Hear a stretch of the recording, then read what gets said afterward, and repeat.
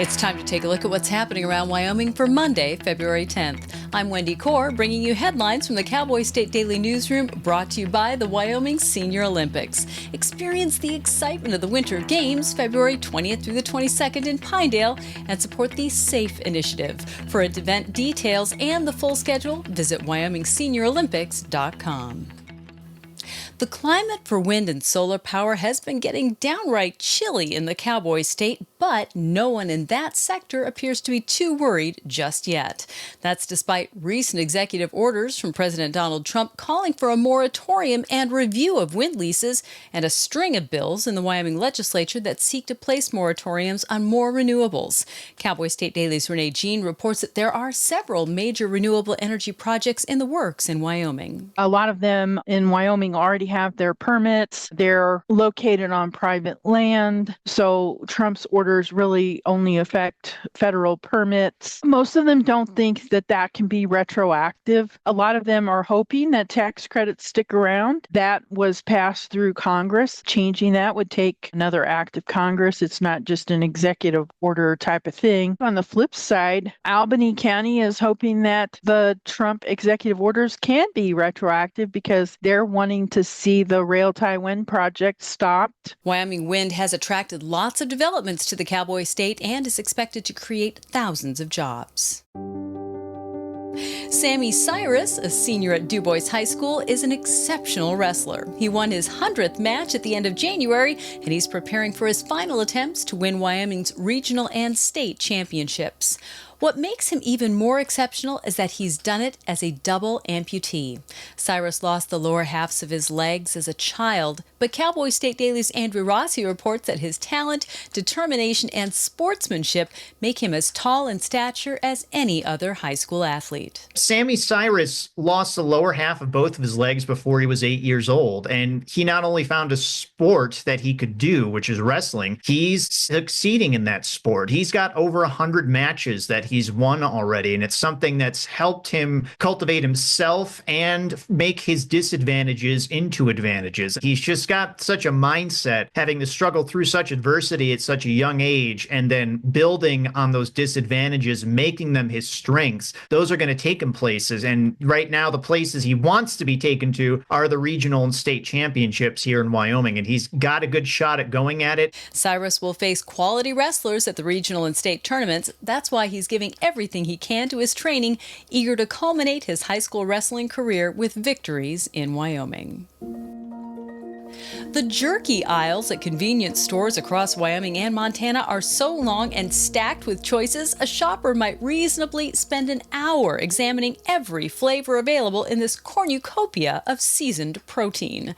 Cowboy State Daily's David Madison spoke to several people in the business of beef jerky who say the dried meat market has become decidedly more saturated. When you go to the Town Pump, which is the biggest convenience store chain in Montana, you can literally enter a tunnel of jerky. The jerky aisle is astounding. You could spend legitimately an hour there browsing jerky if you really wanted to drill down and truly express your attraction to the jerky lifestyle, which is what seems to be developing out there. I interviewed a former jerky maker from Riverton, and he had a similar epiphany that he decided he needed to get out of the jerky making business and concentrate on his company's bread and butter, which is providing seasonings and jerky kits for do-it-yourselfers. According to a 2024 report, the jerky market could grow to $10 billion by 2032. When it comes to mountain lions, everybody might not agree on how to best manage them, but one thing seems certain: Wyoming has a lot of them. Although the Wyoming legislature had been considering a bill that would allow unlimited hunting of the predators, Outdoors reporter Mark Hines spoke to several outdoors experts who say the big cats might be better at controlling their own numbers than humans. There is a school of thought that when mountain lions are just kind of left to their own devices, they can be better at controlling their population than humans are. With the idea being that large toms or large mature males will actually go around and they'll kill their competition, or they will kill kittens, much like bears are known to kill young that aren't their own. But there's also people on the other side that say, yeah, in some limited circumstances, just leaving them alone to do their thing works. But in other areas, you still need hunting to be really effective. The bill allowing open season on mountain lions essentially died in the House Travel, Recreation, Wildlife, and Cultural Resources Committee after no one called for a vote to send it to the House floor. And now let's take a look at today's weather with Cowboy State Daily meteorologist Don Day. Well, as we start a new week, we're going to start off cold with a little bit of light snow for folks in northern Wyoming. We're going to see some light snow and flurries as Arctic air gets deeper. Northern Wyoming's been plenty cold here for a while, and it's going to get very cold up there. And the cold air will continue to spread south throughout the course of the day today.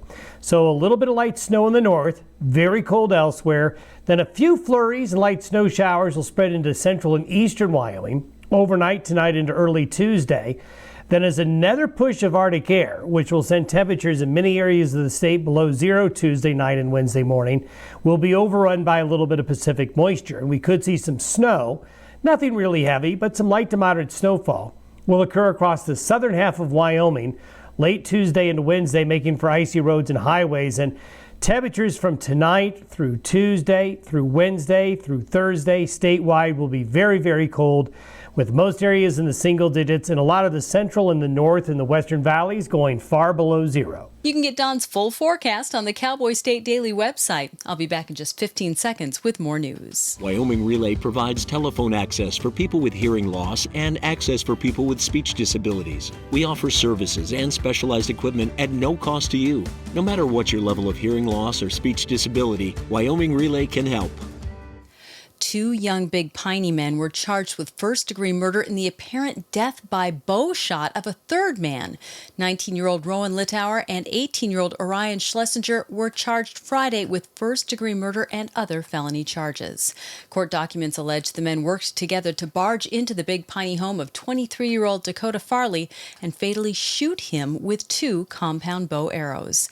Cowboy State Daily's Claire McFarland reports the prosecutor for the case hasn't ruled out the death penalty. The claim is that Rowan Littauer was bragging to others about having killed someone. And one of the people who received that message related to authorities. And then when they went to the home, they did find a man who appeared to have been shot through the chest with an arrow. And they also interviewed Littauer. And according to court documents, the things he described about going to this guy's home and shooting him twice matched up with the scene. Littauer is charged with first-degree murder and with mutilating a dead body. Schlesinger faces a first count of conspiracy to commit first-degree murder plus a second count of felony theft.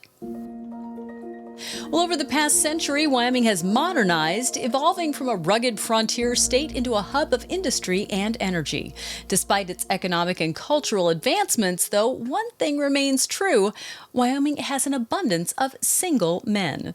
That's what Cowboy State Daily's Jen Coker discovered when she read a recent report from the U.S. Census, which ranks the Cowboy State in 3rd place for the highest ratio of unmarried men. The national average, for example, is 90 women to every 100 men. In Wyoming, it's 106 men to every 100 women. And this has been historically accurate since the founding of the state. And it makes sense because a lot of guys went west, and there's a lot of guys who came here to work on ranches, to work in the oil field. Montana did actually pass a $3 poll tax on all unwed men between the age of 21 and 60 in March of 1921.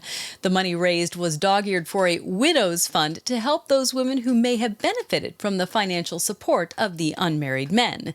The law only lasted for 10 months.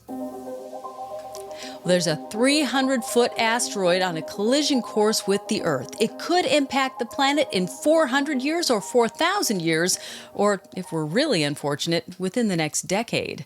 Cowboy State Daily's Andrew Rossi reports that according to data collected by NASA's Center for Near-Earth Object Studies, asteroid 2024 YR is on a trajectory that will eventually impact the planet. The question is when. They determined that it now has a 2.3% 2% chance of hitting Earth sometime within the next 10 years, and they believe it could be as early as 2032. Now, 2% chance is not nothing, but it's a very low percent chance. And I spoke with Max Gilbraith, who's the planetarium coordinator at the University of Wyoming, and he said that with the trajectory of this asteroid, it's going to hit Earth eventually. It's not a question of if, it's a question of when. But we do have technology to divert these things if it comes to that, and astronomers are marking its position. They're aware it's in the neighborhood. They're aware that it's a risk. So you could say all eyes are on the skies on this one, but it's not worth panicking over because we don't have enough information to panic about. Asteroid 2024 YR is between 40 and 100 meters long. Astronomers say if it hit a major metropolitan area, the results would be apocalyptic. And Wyoming legislators are working on a bill that would, among other things, distinguish between highly trained service dogs and other types of pets used as emotional support animals. The situation is the same in Texas. In fact, Outdoors reporter Mark Hines spoke to one Texan man who's making a statement with his registered support animal, a 2,000-pound longhorn steer. Close to 10 years ago now, he sent in his application and he sent me a photo of Tiny as a certified emotional support animal. He said they couldn't find a vest big enough to fit him, so he doesn't have his official support animal vest. But other than that, I asked him if he'd ever taken it into a Kmart or anything like that. He said no, but if I wanted to, I could, because he is a certified, registered emotional support 2,000-pound longhorn steer. Tiny is among a herd of 14 or 15 longhorns. Although they are naturally independent and, if left alone out on the range, not too friendly towards people, his owner says with enough attention and affection, they can become just like big dogs.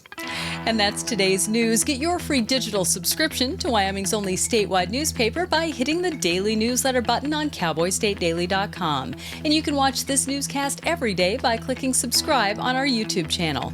And don't forget to drop in on the Cowboy State Daily Morning Show with Jake Nichols Monday through Friday from 6 to 10 a.m. Thanks for tuning in. I'm Wendy Corr for Cowboy State Daily.